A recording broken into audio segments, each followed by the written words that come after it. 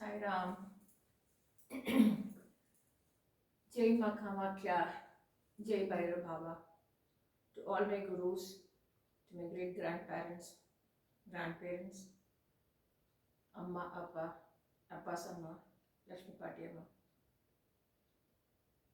Great gratitude to all my gurus and my parents. I'm just trying to attempt to talk about the fourth Desa maha vidya. The tooth pain is okay, getting better, but still the pain is there. It's also the entire place is swollen because of the sea.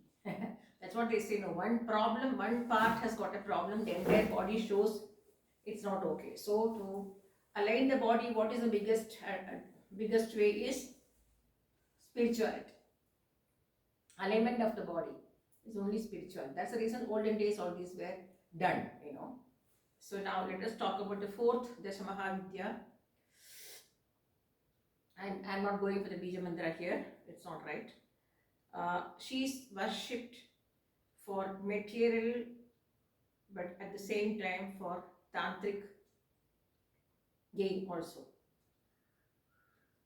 Bija Mantra should not be chanted or practiced without an initiation either from a guru or by her own self.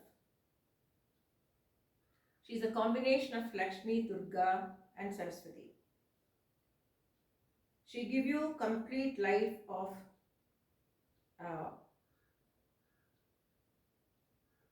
she give you complete life if practiced with sanctity. She gives focus on the sadhaka and deplete the ego, and the sadhaka will see life as a drama stage. She take you above the samsara jivan to get into enlightenment. Rest will talk in the evening. Here I will just talk to you as to Ma Bhuvaneswari. So this is what it says. Like my guru says, and whatever way of mode of prayers, it has to go through the correct channel, right? If it doesn't go to the correct channel, you will not reach the place. The same thing I told you. If you don't know the way to go to a place, olden days they used to say, Vaayil irukku vadi. If you don't, nobody went to places by the knowledge. But now at least there's a Google map which says go this, go that, as I told you. So everywhere there should be a navigator to show you to show the way to reach your destination. The same way, spiritual path is something which guides you properly, and I'm so grateful to all our saints, munis, and tyagis, and so many sadhakas and sadhikas, upasikas, upasanas, upasana murtis, which our Hindu culture is such, we have so many gods from which you can choose the best. That is called Ishtadevam. Normally it is called Kuladevam and Ishtadevam. Sorry. My Amma's Ishtadevam was always Murugan, but her dedication was towards Lalitambika. She completely was dedicated to Lalitambika. As I told you earlier also in my episodes, in my vlogs, she used to sit for hours but never left her duty. She got up early, finished all the work, and I have never seen any work pending in the kitchen or in the house. Sorry. Even in ordinary days, during ordinary days, or even during festival seasons. Because the time management which she maintained, we all saw that as we grow older. So that may be one of the reasons why I am still into spirituality with a punctuality.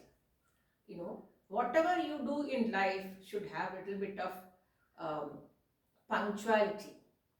As I always tell you, washing the clothes is an art, drying the clothes is an art, cooking is an art, preparing before cooking is an art. See, in our caste, in our Iyer Brahmin caste, we have to sweep and sweep the house every day, And especially before you enter the kitchen, before you go to sleep, the kitchen has to be clean, not washed and thrown. We will never wash and pataka, pataka, pataka, we don't do it. We wash it, medelam thodachu, kolam potu, then we go to sleep. As soon as we get up and come, we wash the face, brush, wash our face, wash our hands, legs, and then we go for our bath. Then only we start the next work. So Annapurni has to be respected. Even before touching the rice, you have to have a bath. That's the reason we put the thing like, why are you doing this? So what I mean to say is, if you cannot maintain pakka sanctity for anything, and if you are going to show something that you are spiritual, by only worshipping God only on your convenient dates, and according to your convenience, that is not called spirituality. It is called mode of worship for inconvenience in your convenience. So worshipping God should not be your convenience. Worshipping God for her convenience. And we have certain rules and regulations in Hindu Dharma, especially in Brahmana Dharma. We have to get up very early and we have to do all the work. Those days we never had machine or anything like that, but these days you have all the equipments in the life. One drr, everything is done. To do the drr, it's a problem. Honestly speaking, to do the drr, drr, drr, drr, that's a problem. And through four or five hiss, hiss, hiss, then it's cooker. So how could I manage as a breeder and a boarder and I used to even do catering for little people. For an emergency, if somebody calls, somebody is running a catering business and they are out of station for some time and they want to give me for 15-20 days. I used to do that also. How I could do with 20 dogs in our house, vegetarian dogs, with breeding, boarding, garden, full huge garden, children going to school, husband's office. How did I manage? I didn't have 6, 7, 8 hands, okay? But you have time management. That is how the children were taught time management. Children never, we never had to yell to the children to go to school. They used to get up much early and get ready much faster. Before going to bed, they have to do certain things. So all these things, why I'm talking this in Bhuvaneswari is, she clearly says that if you don't have a rhythm and sanctity for your worship, there's no point. There's no point in doing any pujas. There's no point. Just because I'm a Brahmin, if you ring a bell, and another thing I want to tell, everybody has a feeling that, when you're doing something, you have to ring a bell. What is the meaning of ringing a bell? I want to say that. What is the meaning of ringing a bell? The meaning of ringing a bell is you are inviting the god or goddesses or the worshipping deity in your place. So now I'll ask you one thing. Somebody is ringing the doorbell for your house and somebody is ringing the doorbell. What do? You open the door and say, please come inside. Sit. You give them water, you give them break. Whatever you're having, you're giving, right? So in the same way, this culture has come from this kind of puja vidhanam. So once you ring the bell, that means you have already invoked or you have already invited the god and goddesses which you want to come home. So what do? That's all, is it? So you have to do some small naivedyam for the deity. I remember when my grandmother became very old, my mother's mother, she has a hunchback. She was walking like this, even doing like this, like this, like this. She used to come to the puja room and she will go and ask my mother for draksha, that is kismis. It is dried, so it doesn't have any muddy muddy undu. So she's wash it and put it in a small container for God's container and go it and say Krishnarpanam, and then only she'll go and have her food. I remember my Amma's Attai, who was a widow at the age of 10 or 11. Whenever she used to come and stay with my Amma in Amma's house in Trivandrum, when you give her off, when you early morning she has a bath and put vibhuti and in our caste you have to put the thing around the head. She used to even that pittala davara lota, not the brass ones, not the steel ones. She used to make artify like this in such a way, and we used to think as small children that she used to go to drink after, like artify like this, like pouring like this or like this. But once it is lukewarm, she'll go and keep it in front of the puja room and say Krishnarpanamastu. Then she will drink it. That's what I'm telling. See, what you sow in a small child, that will grow as a big plant or then let a big tree. So there's no point in growing a tree which branches are going here and there and here and there, and there is no what do you call discipline how to grow. Even a tree, even I'm into agriculture. You all know I'm into agriculture research. Even when you're sowing a seed, you must know what the seed is, how big it will grow, how the branches will grow, how when to prune it, when to cut it. Without knowing that, just planting a tree and just say I'm also having a tree, no use, no use. Everything from getting up in the morning and doing all your when I say karma, I'm not talking about the sin. Your karma means duty also. When you're doing your duty also, there should be some dedication, rhythm, everything. Even drying the clothes, there's a rhythm. I'll post it after all these things, I'll post one day. Drying your clothes has got a rhythm. If you dry your clothes according to rhythm, the clothes will be dried very fast. You understand? Everything has got a rhythm and discipline. So here what Bhuvaneswari says is, unless and until you don't have any sanctity and acharam, if your acharam, see they say aharam should be good. Vichara, if the acharam has to be good, your aharam should be good, your vicharam should be good. If your aharam is not correct and your vicharam is not correct, what's the use of acharam? So acharam means what? Muddy. Muddy means what? Cleanliness. When you don't have cleanliness in the house and you pile up clothes one after the other like that, there will be no Lakshmi Kadakshan at all. She will not stay in such houses. I always say, God also. That's what when we study in small classes, they say what do the teachers teach you? Cleanliness is next to godliness. That cleanliness is not found in so many places. I am seeing here also. So basically, I'm so overwhelmed to talk about Ma Bhuvaneswari.